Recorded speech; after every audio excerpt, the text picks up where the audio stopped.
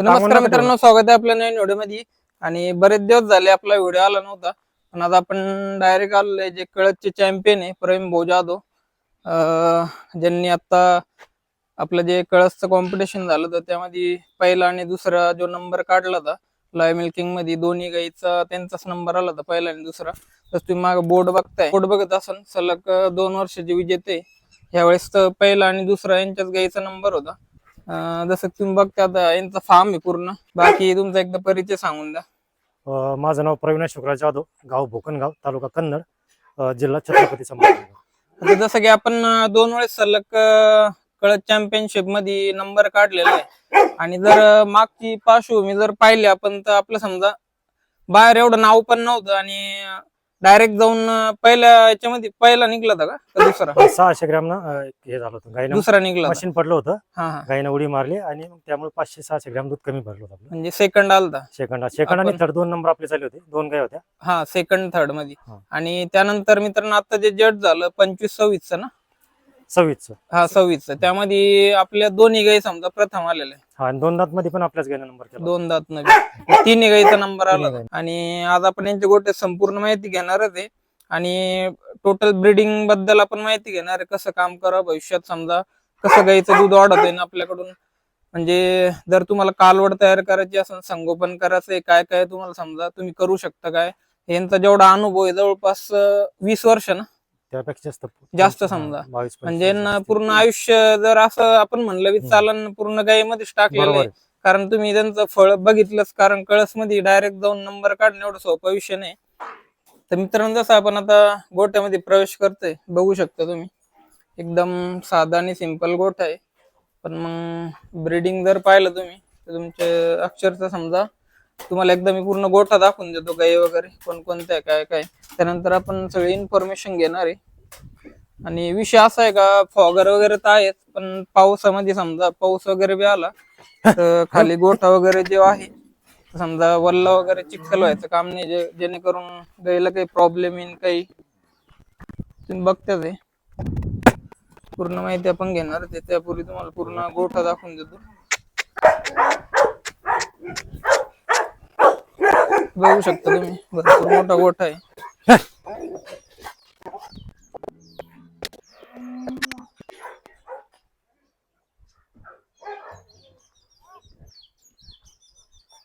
Fogger वगैरे एकदम सगळी प्रॉपर व्यवस्था केलेली आहे. तुम्हाला दिसत असेल वरती फॉगर वगैरे.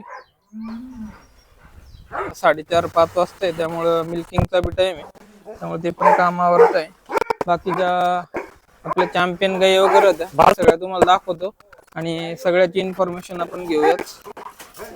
तर मित्रांनो, जसं तुम्ही बघताय आता ही जी आपल्या समोर गाय ही 2025 ला सेकंड आली होती ना. सेकंड. तर हिच्याबद्दल माहिती द्या आणि कळसचा तुमचा प्रवास कसा राहिला ते पण सांगा. ही ABS प्रॉफिटची आहे. हिनं दुसऱ्या व्यातात 6 दात असताना कळस मिल्किंग स्पर्धेमध्ये 45.5 लिटर दूध देऊन दुसरा क्रमांक मिळवला होता. चा प्रवास जर सांगायचं ठरलं तर मागच्या वर्षी एक कळसच्या 4 महिने अगोदर मी गायीची नोंद केली होती वादक साहेबांकडं, का मला अशा स्पर्धेत भाग घ्यायचा आहे. आणि वेळेवरती गाय थोडीशी डिलिव्हरीची म्हणजे लेट झाली, म्हणजे काहीतरी 17-18 दिवस अगोदर खाली झाली होती मागच्या वर्षी. आणि मी जायचं कॅन्सल केलं होतं. पण जे सालगुडे पाटील आहे सोलापूरचे, आता प्रोग्रेसिव्ह ब्रिडर फार्मर्स असोसिएशनचे जे महाराष्ट्र राज्याचे अध्यक्ष आहे, त्यांचे आमचे एक 7-8-10 वर्षापासून संबंध आहे चांगले. आणि प्रत्येक गोष्टीत मला ते सहकार्य करतात. त्यांनी मला आग्रह केला का बाबा, जरी शेवटच्या 10 लोकांमध्ये जरी तू उभा राहिला, नंबर नाही आला तरी तुझ्याकडे काय जे ब्रीड आहे महाराष्ट्राला कळल, फक्त तू स्पर्धेत सहभाग घे आणि जाय. त्यांनी आग्रह करून पाठवला. आणि मी ज्या दिवशी 9 तारखेला संध्याकाळी 7:30 वाजता 2 गाई टेम्पोत टाकल्या, चारा भरला आणि वेळेवरती तिथं पोचलो होतो. पण जी गाय घरी 32-34 होती, माझी 32 लिटर दूध होती. आणि काय ते गाईला काही असेल किंवा आपल्या काहीतरी कष्टाचे फळं म्हणा, गाईनं तिथं 200 किमी प्रवास करून 45.5 लिटर दूध देऊन महाराष्ट्रामध्ये दुसरा, आणि एका गायनं 43 लिटर दूध देऊन तिसरा क्रमांक मिळाला होता महाराष्ट्रामध्ये मागच्या वर्षी. हे सगळे सालगुडे पाटलाचे म्हणजे केलेलं आपल्याला हे त्यांचे, म्हणजे 2025चा विषय. तर मित्रांनो, हे तर आपण माहिती घेणार आहे. त्यापूर्वी आपण स्टार्टिंग पासून साहेबांचे जे समजा कष्ट आहे जवळपास 25 वर्ष होऊन या व्यवसायामध्ये, तर आपण एकदा इतिहासात जाऊ आणि यांची स्टार्टिंग कशी झाली ती, यांना गाई कुठून परचेस केल्या, ब्रीडिंग वर काम कसं केलं, म्हणजे कुठून इन्फो घेतली, काय म्हणजे प्रवास कसा आहे पूर्ण जाणून घेऊ. आणि त्यानंतर ह्या 2026च्या ज्या चॅम्पियन गाई आहे, त्यांच्याबद्दल माहिती घेऊया. आणि आता सध्या गोठ्यात दूध काय चालू आहे, चारा नियोजन कसं आहे वगैरे काय आपण सगळं माहिती घेणारच आहे. तसं तुम्ही आता बघताय इकडून जो स्टार्टिंगचा तुमचा जो प्रवास होता आजपर्यंत कळस चॅम्पियन, हे समजा कसं झालं थोडक्यात सांगा मला. शेती क्षेत्रात काम करत असताना शेतीला जोडधंदा म्हणून काहीतरी पाहिजे म्हणून त्यावेळेस 20-25 वर्ष झाली असेल, 22 ते 25 वर्ष.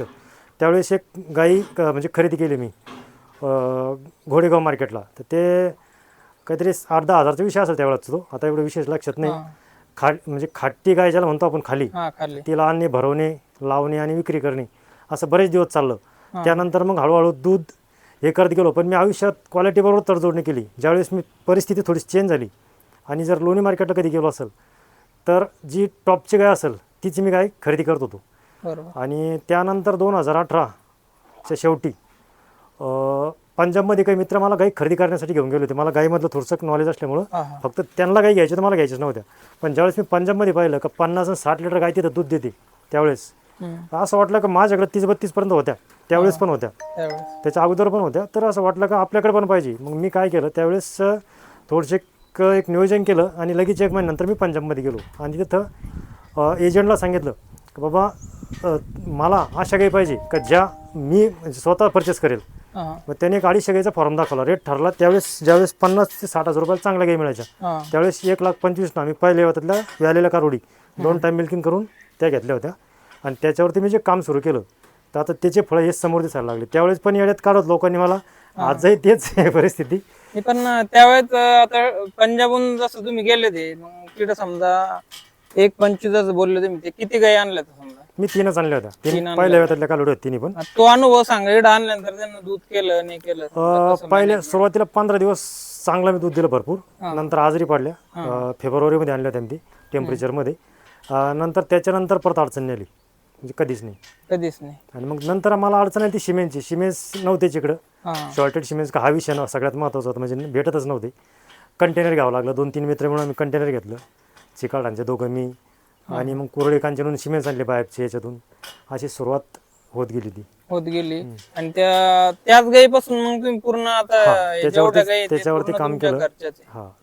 आणि स्टार्टिंगला तर ज्या गाई आणल्यात समजा तुम्ही, काही असं बरेच जणांकडून आता पंजाबला मागे भरपूर हे झालं होतं, गाई आणायच्या, दूध भाव पण होते, बऱ्याच गाई पण मेल्या. तसं तुमच्या सोबत काही झालं नाही, माझ्या गाई सक्सेस झाल्या आणि मेल्या तर नाहीच, पण मी घेतानाच स्वतःच्या घेतल्या होत्या. स्वतःच्या. आणि तरी साधारण मग कसा अनुभव झाला समजा, दूध वगैरे किती दिलं त्यांना आणलं? सरासरी 38 ते 40 पाहिलं होतं दूध दिलं माझ्याकडे त्यांनी. दिलं समजा तिथं जे होतं का त्यापेक्षा कमी निघलं, पण दिलं.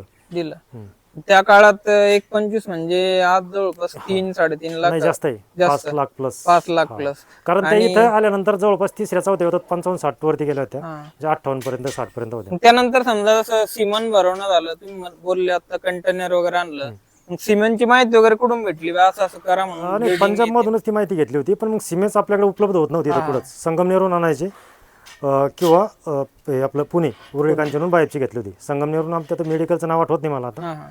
तिथून आता ते कोणकोणते सिमेंट भरले तुम्ही? बायपचे जास्तीचे भरले सुरुवातीला. नंतर एक वडवाईटचं वापरलं होतं, ऑलस्टारचं, ते पण आहे. आणि शक्यतो बायपच जास्ती होतं. त्यानंतर आता मग एबीएस येत गेलं. आता प्रत्येक सिमेंट उपलब्ध आहे, म्हणजे पोहोच येते गाडी, आता काही विषय राहिला नाही. आता समजा तरी तेव्हापासून आतापर्यंत तुमच्या गोठ्यामध्ये लेटेस्ट जनरेशन किती तुम्ही स्वतः तयार केली? आता माझ्या गोठ्यातलं 4थं आणि 3रं आहे, म्हणजे एक 3ऱ्यात पण आहे. आणि बाकी आता छोट्या ते कालोडी दिसत आहे ना, ते 4थ्या 4थ्यात आले. ते कालोडी पण दाखवते मित्रांनो तुम्हाला. म्हणजे बाकी मग अडचणी वगैरे काय काय आलं तुम्हाला? समजा मेन पॉइंट तो आहे, कारण आता बऱ्याच लोकांनी गाई घेतल्या, विकल्या, गोठे बंद झाले महाराष्ट्रातले. तुमचं समजा काय अलग केलं तुम्ही का बा? त्या विषयावर काय होतं, मला थोडीशी खरं बोलण्याची अडचण असल्यामुळे तुम्ही आता 1 वर्षापूर्वी मला सांगता युट्यूबला व्हिडिओ मी बनवत नाही. काय होतंय, चुकी युट्यूबवालेच नाही यामध्ये. तुम्ही शेतकऱ्यासाठी चांगलं काम करता युट्यूबवाले. तुम्ही शेतकऱ्याला एक, आता माझा व्हिडिओ व्हायरल झाला, मी महाराष्ट्राला करणार आहे, पण शेतकऱ्यांनी काय केलं, युट्यूबवरला चुकीची माहिती दिली. 10 गाईपासून महिन्याला 2 लाख नफा, 5 लाख नफा, हे जर असतं तर माझे पण असं काही, म्हणजे ही परिस्थिती. शेतकऱ्यांनी काय केलं, सगळी चुकीची माहिती युट्यूबवरला दिली आणि ते व्हिडिओ व्हायरल होऊन एक साधारण 5-6 वर्षापूर्वी काहीतरी 40 रुपये रेट झाला भाऊ, 4-5 वर्षापूर्वी. हा. त्या काळात बऱ्याच जणांनी पंजाबमधून इकून ते बेंगलोरमधून गाई आणल्या आणि आज ते कुठे पूर्णतः बंद आहे. म्हणजे ही सत्य परिस्थिती आहे महाराष्ट्राची. बरं. हे नको व्हायला पाहिजे. यात काय कष्ट आहे, जे स्वतः करतो ना, आणि तेच लोक आजही टिकून आहे. म्हणजे बरोबर. जे जुन्या काळात होते का ते आजही टिकून आहे, पण ज्यांनी नवीन गोटी 40च्या भावात 40 रुपये लिटर चार्जेस गेले ते आजही बंद झाले गोटे. पंजाबच्या गाई आणल्या हे झालं ठीक आहे, पण 60 लिटरचे गाय तिथून आणल्यावर इथं बी मॅनेज पाहिजे माणसाचं. बरोबर. माझा आज गोठा 0 मेंटेनन्स आहे. माझी गाय आता एवढं टेम्परेचर आहे, एक गाईला टेम्परेचर ताप नाही, थंडी नाही, मास्टर्डिस नाही, काहीच नाही, कुठलाच आजार नाही गाईला. म्हणजे 0 मेंटेनन्स गोठा आहे माझा. म्हणजे सांगायची गोष्ट हीच आहे की त्यावेळेस सोशल मीडियाद्वारे जास्त व्हायरल झाला. इतकं व्हायरल व्यवसाय- केलं लोकांनी, शेतकऱ्यांनी चुकीची माहिती दिली का चुकीची 5 माहिती. गाईपासून इतका नफा, 10 गाईपासून इतका नफा. बरोबर. कारण मित्रांनो आपण बी त्याच टायमाला चॅनल उघडलं तर मी पण त्याच टायमाला काही आणलं त्या. पण जर तुम्ही माझं चॅनल उघडून पाहशाल, साहेबाला पण माहिती आपण पहिले ब्रीडिंगची माहिती देत आलोय आणि प्रत्येक ब्रीडिंगचे गोटीच आपण कव्हर केले. तर आता जर झालं समजा, तर आता तुम्हाला सध्या असं वाटतंय का, आता तुम्ही तर एवढं करताय समजा, दुग्ध व्यवसाय परवडतोच तुम्हाला, पण मग जर नवीन कोणाला चालू करत असेल समजा, तर तुम्ही काय सल्ला देशाल, असं काय करायला पाहिजे? चालू करताना एक 2-3 गोष्ट आहे. प्रत्येक जण सांगतो का ब्रीडिंग, फिडिंग आणि मॅनेजमेंट. पण ब्रीडिंग जेवढं ब्रीडिंग महत्त्वाचं आहेच. ब्रीड शिवाय दूध निघू शकत नाही. बरोबर. पण फीड बी तेवढंच महत्त्वाचं. जेवढं ब्रीड महत्त्वाचं आहे ना, तेवढा तुमचा चारा कोणता वापरता, जेवढा मुरघा चांगल्या क्वालिटीचा म्हणजे बनवशाल तुम्ही, तेवढंच तुम्हाला दूध भेटेल. आणि स्वच्छ पाणी गाईला, बरोबर. आणि थंड वातावरण, तुमच्या गोठ्यातलं वातावरण थंड ठेवा, स्वच्छ पाणी द्या तिला, आणि चारा चांगला द्या, आणि टायमिंगचं एक नियोजन करा. टायमिंग अजिबात चेंज नाही झाला पाहिजे, तुम्ही सक्सेस होशाल. माझ्याकडे काहीच नाही, साधे पात्रे शेड तुम्ही बघताय, बरोबर. काहीच नाही असं, हे काहीच नाही. पण 0 मेंटेनन्स गोठा आहे, 1 रुपया खर्च नाही. 68 लिटर दूध देणार आहे गाय माझ्या गोठ्यात मी तयार केली आता सध्या आहे. सध्या हां, पण 0 मेंटेनन्स आहे. आणि मी आता एक म्हणजे यूट्यूबवरही सांगते मी, मग 200 किलोमीटर प्रवास करून मी दाखवलं महाराष्ट्राला 2 वर्षापासून.